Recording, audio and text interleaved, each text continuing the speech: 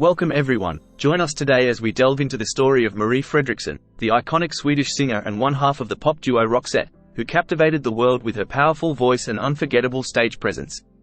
So let's dive in. Marie Fredriksson, born Gun Marie Fredriksson on the 30th of May 1958 in Osho, Scania, in Sweden.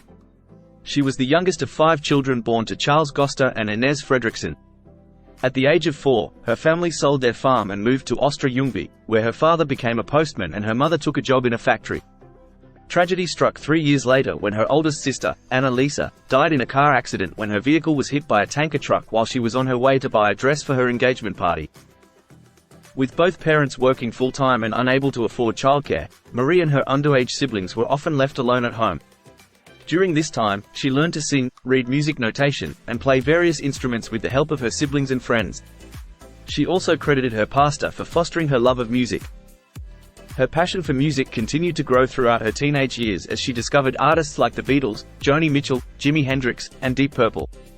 At 17, she enrolled in a music school in Svalöv municipality, where she composed music for the theatre department's amateur plays and befriended theatre students. Since no other vocalist at the school could match her vocal range, she joined the cast of a musical she co-wrote. This musical toured throughout Sweden, culminating in a performance in Stockholm for Prime Minister Olof Palme. After graduating from music school in 1977, Marie moved to Halmstad, where she initially worked in theatre and soon became involved in the local indie music scene. In 1978, she and her then-boyfriend Stefan Dernbrandt formed the punk band Strahl, which translates to hassle in English. The band's lineup was constantly changing, with most musicians leaving after a single performance. In 1979, Strahl started their own music festival, Strahlfestivalen, which became financially successful and was held annually for 3 years until 1981. Following her breakup with Dernbrandt in December 1980, in which he left the band, Marie decided to continue performing under the Strahl name with guitarist Martin Stjernhufvud, the other longest-serving member. The band's popularity grew significantly in 1981, resulting in multiple performances on Swedish music television shows. This exposure led to a contract with the independent record label Baston, which released their first and only single in June, coinciding with the final Strahlfestivalen. However, the band disbanded 3 months later after a disastrous performance at the Pop Around the Clock festival, which was broadcast nationally on Swedish radio.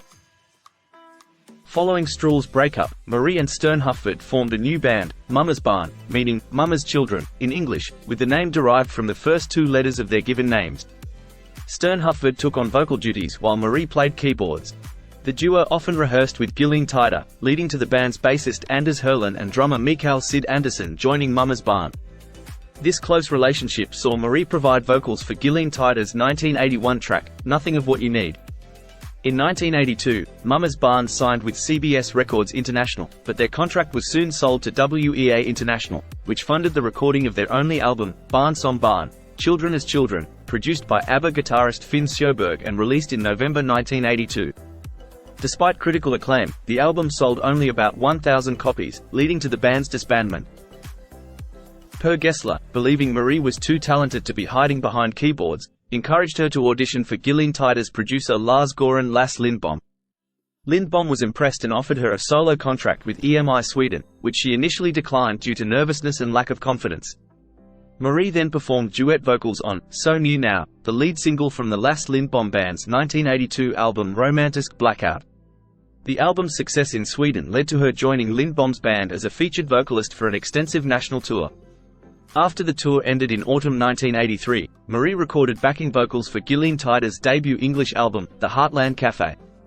In Sweden, it was released under their original name, while in North America, it was released as an EP under the name Roxette, inspired by the Dr. Feelgood song. On Gessler's insistence, Marie agreed to launch a solo career in late 1983.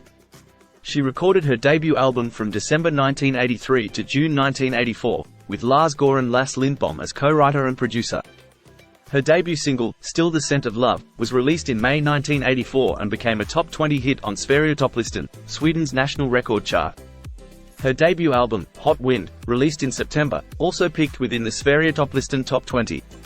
To promote the album, Marie embarked on a 3-month double bill concert tour, performing both as a solo artist and with Lindbom's band. The title track was released as the second single in October, featuring a Swedish version of Cyndi Lauper's All Through the Night, retitled Night After Night, as the B-side. Marie's first solo tour took place from March to June 1985. Afterward, she performed vocals for the cover band, Exciting Cheeses, which appeared on several Swedish television programs and included Marie, Lindbom, Per Gessler, and Mats Persson. Later that year, Marie and Lindbom traveled to the Canary Islands to write songs for her second solo album. The Seventh Wave was released in February 1986 and peaked at number 6 on Sverigetopplistan, selling over 90,000 copies. The singles, The Best Day, and Silver in Your Hand, were released from the album, while the title track and Toward Unknown Seas became top 10 hits on Svensktoppen, Sweden's airplay-based chart. Marie won the 1986 Rockbjörnen Award for Best Swedish Female and embarked on her second solo tour. While Marie had established herself as a prominent solo artist, Gessler's solo efforts struggled to match the success of Gillian Tider. His second studio album, Sina, in 1985 sold less than 20,000 copies, a steep decline from the 400,000 copies sold by Moderna Tider 4 years earlier.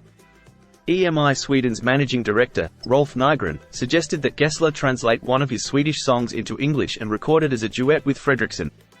The resulting song, Never Ending Love, was released under the band name Roxette, the same name Gillian Tider had used to release the Heartland Cafe in North America in 1984. The track peaked at number 3 on the Swedish singles chart and became one of the most popular songs on Swedish radio that year. Their debut album, Pearls of Passion, released in October 1986, was a major success in Sweden, peaking at number 2 and selling over 200,000 copies, but it failed to chart internationally. Roxette embarked on their first tour in the summer of 1987, Rock Around the Kingdom, a 15-date co-headlining tour with Eva Dahlgren and Ratata. Marie's third studio album, After the Storm, was released in October 1987. It peaked at number 1 in Sweden and sold over 50,000 copies within a month, eventually being certified platinum by the Swedish Recording Industry Association for shipments exceeding 100,000 units. Both the title track and Just for a Day were top 10 hits on Svensktoppen, and she promoted the album with a sold-out concert tour. Roxette's second studio album, Look Sharp, released on the 21st of October 1988, was an immediate commercial success in Sweden, selling over 140,000 copies within 10 days of release, although it initially failed to chart internationally. 2 weeks later, EMI released The Flying Dutchman, a tribute album to the late musician Cornelis Vreeswijk, who had passed away the previous year. Marie contributed 3 songs to the compilation, one of which, Felicia, Adjo, became her first number 1 hit on Svensktoppen. The album peaked at number 2 on the Swedish charts for 3 consecutive weeks, held off the top spot by Roxette's Look Sharp. It was certified double platinum in Sweden, denoting shipments of over 200,000 units. In February 1989, Marie released the non-album single, Sparrow Eye, recorded as the theme for a miniseries of the same name. It became her highest-peaking and best-selling single to date. That year, she won the Pop Rock Female Award at the 1989 Grammis, the Swedish equivalent of the Grammy Awards, and received the Rockbjörnen Award for Best Swedish Female for the 4th consecutive year. The Look was released as the third single from Look Sharp in Sweden and became a top 10 hit upon its release in January 1989. Unexpectedly, the track entered the Billboard Hot 100 the following month, despite Roxette not having a recording contract in the US. The local branch of EMI had previously deemed them unsuitable for the American market. The song's breakthrough came when a Minnesota exchange student, who had returned from Sweden, requested his local Minneapolis-based Top 40 radio station to play it. The track quickly gained popularity, prompting the station to distribute it to their sister radio stations across the US. The Look topped the Billboard chart after just 8 weeks and eventually hit number 1 in 25 countries. The success of the single helped the parent album sell over 9 million copies worldwide. Roxette's follow-up single, Listen to Your Heart, became their second number 1 on the Hot 100, while the album's final single, Dangerous, peaked at number 2. Marie ended 1989 performing on stage as part of The Husbands, a cover band formed by Lasse Lindbom and Niklas Stromstedt. In 1990, Marie covered Evert Taub's The Sea Was Never So Sparkling for the tribute album Tauber. The same year, Touchstone Pictures approached Gessler to compose a song for the upcoming film Pretty Woman. Due to time constraints from Roxette's first international concert tour, they re-edited their 1987 single, It Must Have Been Love, for the movie. The track became their third number 1 on the Hot 100 and remains one of Roxette's most iconic and successful singles. In 1991, the duo released their third album, Joyride, which became their most successful release, with worldwide sales exceeding 11 million copies. The title track gave them their fourth and final number 1 on the Hot 100, while Fading Like a Flower peaked at number 2. The album was promoted by the Join the Joyride Tour, their largest and most extensive tour to date. Marie returned to solo work following the recording of Roxette's fourth album, Tourism.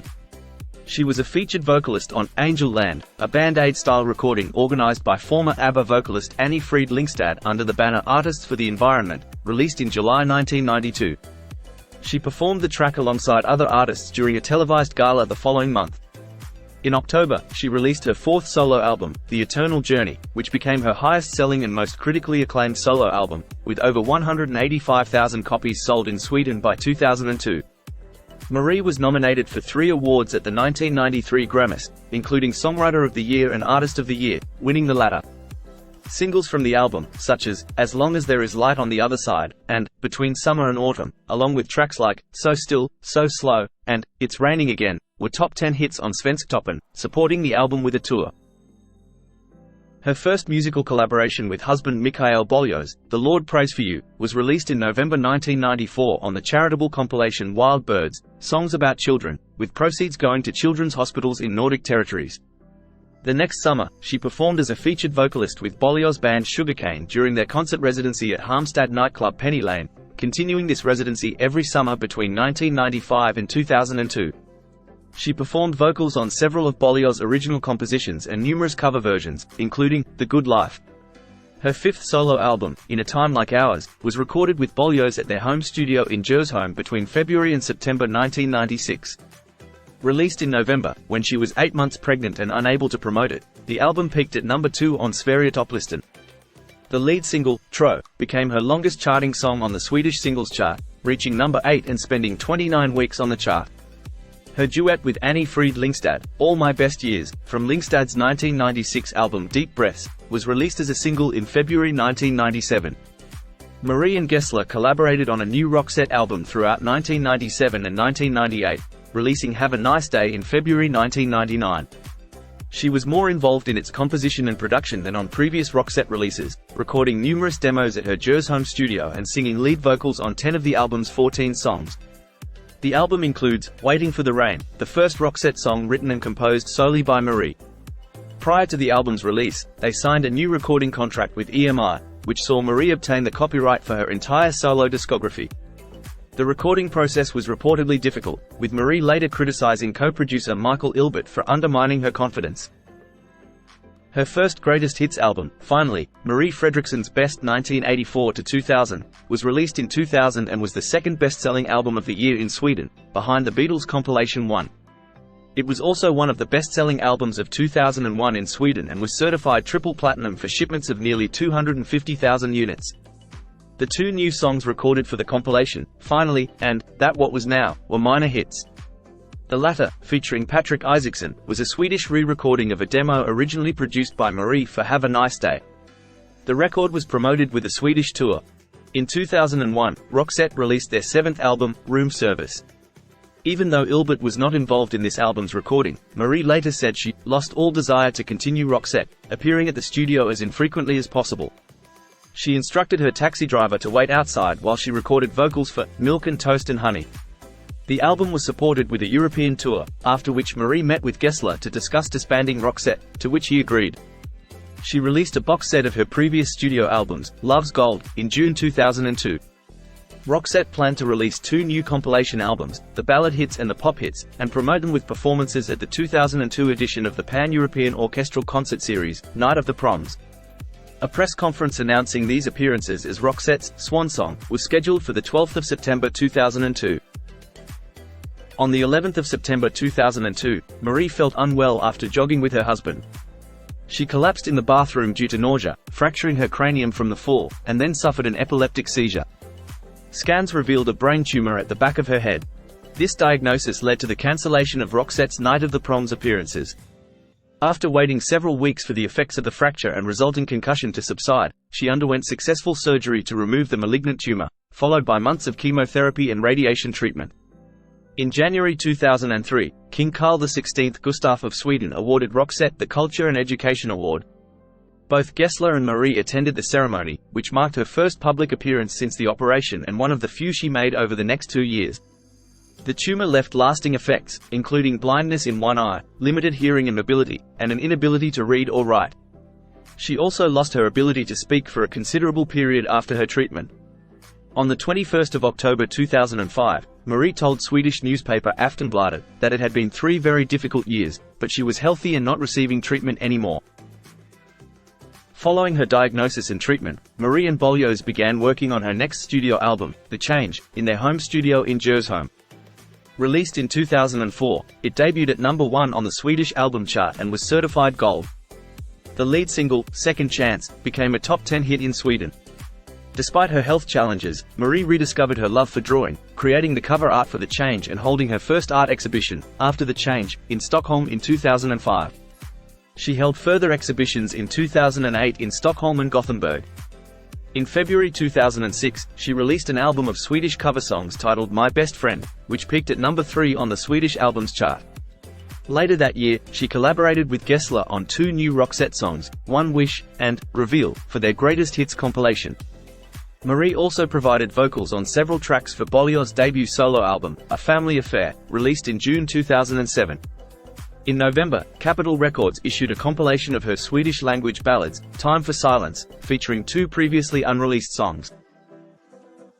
In August 2008, Marie released Where You Breathe, the theme song for the film On the Kingdom at Road's End, which became her first #1 single in Sweden. That winter, she participated in the Starlit concert series, performing alongside other vocalists in Swedish concert halls. In May 2009, she joined Gessler on stage in Amsterdam during his Party Crasher tour, leading to the announcement that Roxette would perform at the 2009 Night of the Proms. They had also been recording new material since May 2009. The duo reunited for a private performance at the wedding of Victoria, Crown Princess of Sweden, in June 2010 and embarked on a European tour. In January 2011, they released She's Got Nothing On But the Radio, which became a substantial hit in Europe. Their 8th studio album, Charm School, followed in February, and they began their Never-Ending World Tour in March 2011, concluding in February 2016. Another studio album, Traveling, was released in March 2012. In June 2013, Marie performed at the wedding of Princess Madeleine and Christopher O'Neill. She released Now, her first album of original Swedish material since 1996, in November 2013, supported by a 19-date Swedish tour. Roxette's 10th studio album, Good Karma, was released in June 2016, with a planned European tour to celebrate their 30th anniversary. However, the tour was cancelled due to Marie's health issues, announcing her retirement from touring, thanking fans for their support. She released 3 non-album singles after retiring, Alone Again, and I Want to Go, in 2017, and Sing Me a Song, in 2018. Personally, Marie met her husband, keyboardist Mikael Boljos, during the Australian leg of the Join the Joyride tour in December 1991. She later credited him with helping her continue with Roxette, saying, "If we hadn't met, I don't know if I would have been able to continue in Roxette much longer. I was struggling with life on tour, drinking too much, and feeling sad. The pressure to always be nice and available was overwhelming, and I felt lost." The couple married in a private ceremony in May 1994, attended only by immediate family. This decision caused some tension with Per Gessler from Roxette, who felt excluded. Marie explained, "Some friends were hurt, including Per and his wife. But at the time, privacy was my priority." Marie and Boljos had 2 children, a daughter Josephine, and a son Oscar. Sadly, on the 9th of December 2019 at the age of 61, Marie Fredriksson passed away after a 17-year battle with cancer, following her 2002 brain tumor diagnosis. She was laid to rest and buried in a private funeral attended only by her immediate family. A memorial concert was held at the Stora Teatern in Gothenburg on the 20th of January, featuring performances from Per Gessler and Eva Dahlgren, and was broadcast 5 days later on Sveriges Television. And there you have it. Marie Fredriksson's voice and the songs of Roxette will continue to resonate to us all, reminding us of her remarkable contributions to the world of music. Thanks for watching. Don't forget to like and subscribe for more videos just like this. Take care and bye for now.